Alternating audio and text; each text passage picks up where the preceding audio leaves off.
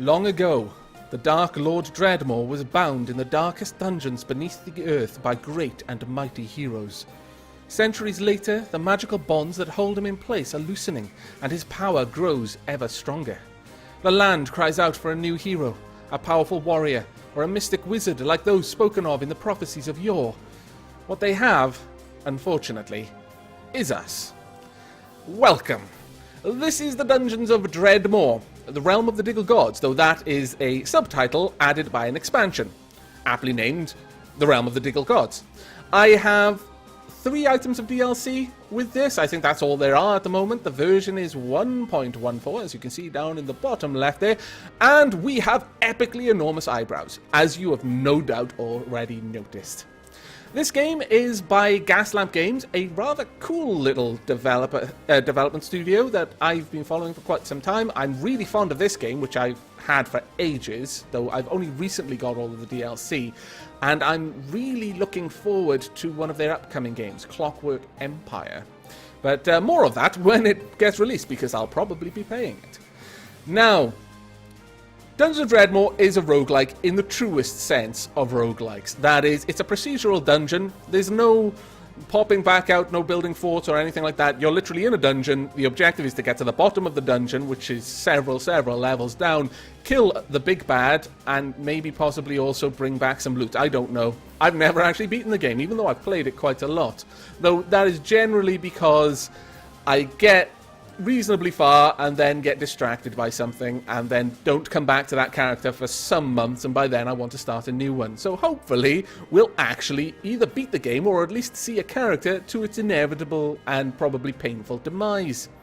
Now, as many roguelikes, this is procedurally generated, the dungeon. There are shopkeepers down there.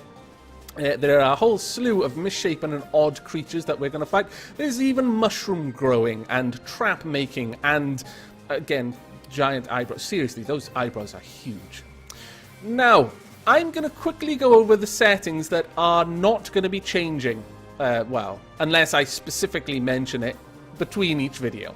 So, or rather between each game. Now, these are basically them. Realm of the Diggle Gods will always be enabled. No time to grind. This will always be turned off. I actually really like having very large floors to explore and lots of things to do on them. Again, it's all procedurally generated, so shortening it down, whilst to a certain degree it does just stuff a lot of the experience into a smaller space. So when you're killing things, you get more EXP. I believe the loot you gather from chests is generally better to account for the fact you're not going to be getting as much of it and things like that. But I actually just like the vanilla large dungeons. Permadeath is always going to be turned on, because without permadeath, how could this game seriously try to call itself a roguelike? The answer is it couldn't. No roguelike doesn't have permanent death. That is just a given. Now, these are the difficulty settings, and in a very firm nod to Dwarf Fortress, we have Elves Just Want to Have Fun, Dwarvish Moderation, a practical approach to dungeoneering, and Going Rogue, because losing is fun. This losing is fun is also a nod to Dwarf Fortress, but Going Rogue, again, they are called roguelikes because they all are like the original very old game Rogue. I probably won't ever play Rogue on the channel, though I have played it.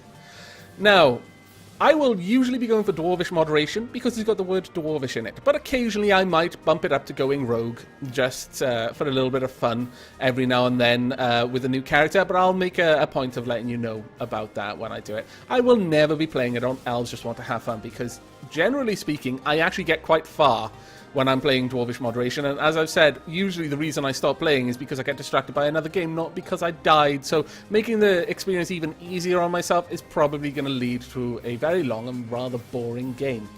It isn't fun unless the peril of death is ever hanging over my head, like some sort of sword of Damocles. Now, those are the main settings. I'll just quickly go over how characters are set up, because characters actually have a set of skills. You've got 7 skills that you can choose from out of this larger list of skills. You can sometimes go random, and I'm sure sometimes I will, though not always. Probably the first couple of characters I'll go with tried and tested combinations of skills. You've got things like swords, daggers, axes. You know, that's all fairly normal thrown weaponry. unarmed combat, dual wielding, and then you start getting to some weird ones like vampirism, golemancy, flesh smithing. What an awesome name. Psionics, mathemagic, necronomic. I can't even say it. Necronomiconomics. Wow, that's a tongue twister. A Viking wizardry. You've got lots of just weird ones like Werediggle Curse, which I believe makes you into a Werediggle. Emomancy. That's just fantastic. Egyptian magic. Communist. Communist? Really? I've never even seen that one. What's this? Oh, work is... No, it doesn't give me any more information. But each one of these skills is basically a skill tree unto itself. And when you get in the game, as you level up, you can select one new skill from one of your skill trees and advance it down the tree. Well, calling it a tree is probably the wrong way to put it. It's got no branches. It's basically a trunk. It's the tree's trunk. It has been attacked by a zealous lumberjack who just forgot to actually take the main bit of the tree with him when he left. He just hacked off all the branches. So it's a linear path, but you have to make a choice in which one you're going to advance. And this can change a character drastically, like seriously massive changes.